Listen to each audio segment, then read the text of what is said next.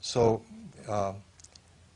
so Lucifer is acting, and he needs to be confronted by Holy Michael and his angels, and by Holy Mary, who is Queen of Heaven and Earth, and by all of our prayers. All of these things need to be done. The third secret was not revealed by John 23rd.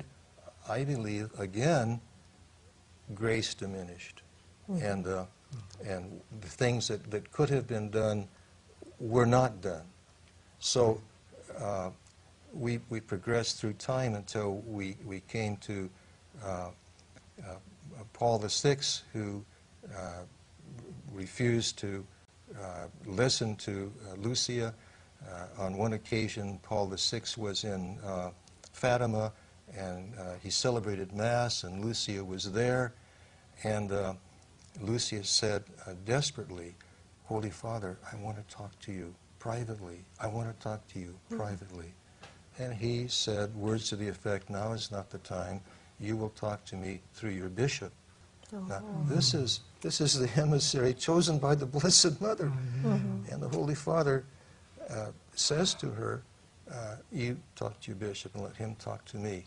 So what is heaven's response to that? If one believes in the story of Fatima, and after October the 13th, 1917, how can one not believe in it? Some people say a Jesuit named Donis has been, he's dead now, he knows better, but he made a whole career out of debunking the message of Fatima. And he would say, well, the girl just made it up. You know, she's a poor little nun who wanted to be famous, and she didn't get it right now. Listen, the Blessed Mother chose her. She was the one chosen by the Blessed Mother to do this. Is she going to choose a bumpkin?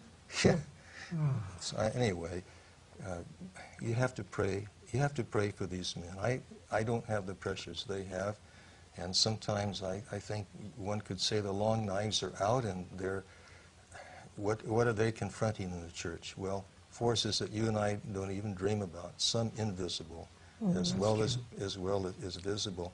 So finally, John Paul II, a beautiful, holy man who I loved dearly, suffered greatly. They tried to kill him once, and I do not believe it was just simply a madman. The whole thing was contrived. That's my personal belief. But he did consecrate the world to the Immaculate Heart of Mary in 1984.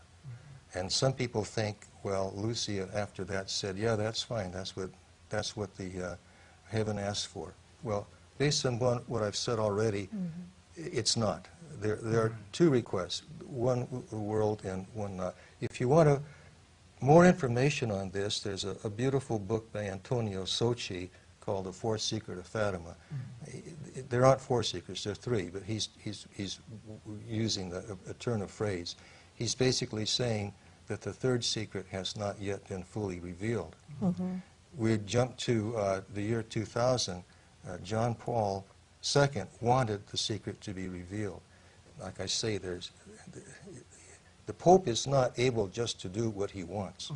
And in this case, it was pretty clearly Cardinal Sedano, who was the Secretary of State. And so the Vatican said they were going to reveal the third secret. And they did reveal a vision the children saw. And this was basically the doing of Cardinal Sedano. And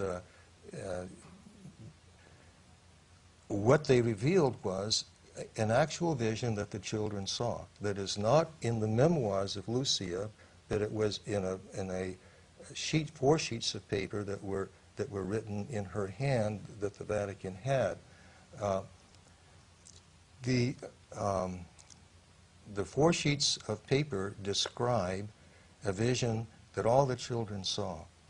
The vision was of a bishop dressed in white who was walking through a city that was totally ruined, stepping over multiple dead bodies in the street, walking up a hill, leading a procession of priests and lay religious, and laymen and religious. And at the top of the hill was a cross. And under the cross was an angel who was saying, penance, penance, penance. The Holy Father reaches the top of the hill, and he's killed, not just shot, he's killed, dead, by soldiers dressed in uniforms who shot him with both arrows and bullets. Wow. And then they killed everybody in the procession. And then angels took their blood and sprinkled it as their souls were going to heaven. That's the vision that was seen. But in Lucia's memoirs, she has, in the fourth memoir, she has this statement: in Portugal, the dogma of the faith will always be preserved, etc. And then in her memoirs, she says, this is a secret, don't tell anybody. And then she says, in reply to questions by the girls, she says, Francisco? Yes, you can tell Francisco. Now, why did she have to tell, why did they have to tell Francisco? He was right there and saw the vision. If that was the whole thing, well, the reason is clear. And all the scholars know it. It's that Francisco didn't hear her voice ever. So what he was missing that had to be told to him was her explanation of this very complex vision. That's true. The vision that she had of hell was thoroughly explained to them. So how can she show these young children this vision without an explanation? Right. It defies common sense. That's true. And that's why Mother Angelica, when she still controlled EWTN, said, I don't think we've got the whole thing. And if one wants to get more of information and the arguments that make this point very clearly, you can read Chris Ferrara's book, The Secret Still Hidden. And I myself have a paper, 29-page paper in that's posted on my website for JesusandMary.org, and much more explanation of it there. That these events are very, very important. What have they got to do with our times now? Isn't this something in the past? Why would the Vatican say that this is the whole thing when it's not the whole thing? Am I calling people a liar? No, I'm not calling people a liar. I would hate to be in their shoes. I think they're doing the best they can with the tools that they have. But there is a Monsignor Scampi who was the papal nuncio up until a few months ago, and he died. And Moynihan, in last month's Inside the Vatican magazine, was explaining that Scampi said to him, read Ferrara's book. And he said, well, how can you say that when, aren't you contradicting the Vatican? And Scampi said, much to his credit, listen, what we want is the truth. We want the truth. We don't call anybody anything. We're not choosing why they say anything. We simply want the truth. And so that's what Chris Ferrara wants. That's what Antonio Socci wants. Antonio Socci didn't believe these things I was saying, and so he had to investigate himself. He's an Italian journalist, a first-rate journalist. He was convinced when he did his research that this is the truth. So, Father Jim, you really think that the secret of Fatima is very much applicable to the present age, the present times? It's absolutely applicable because I began our last talk mentioning the circumstances in the world. I'm a 40-year Navy veteran, and the first part of my career was as a line officer, and then after I became a priest, I changed to a chaplain. And I keep up to date on what's going on.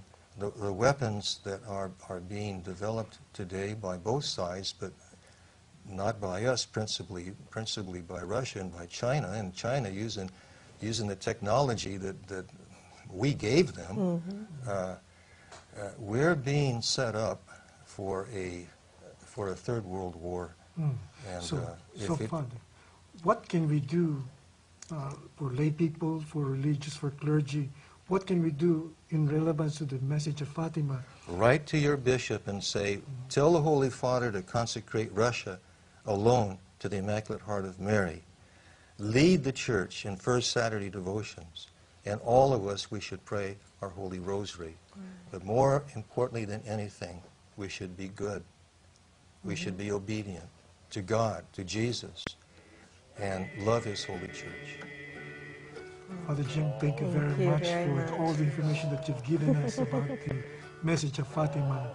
And really, it's very enlightening, and hopefully people will be listen to your words of wisdom here to pray the Rosary and to always pray for the Holy Father. And practice the devotion, the First Saturday devotion. So, thank you very much for listening with us and listening for the words of wisdom of Father Jim. And we thank you for spending a good, nice afternoon with us. God bless you. Converted, it sings of that Queen who this day. Ave, Ave, Ave Maria. Ave, Ave, Ave Maria. A tres pastorcitos la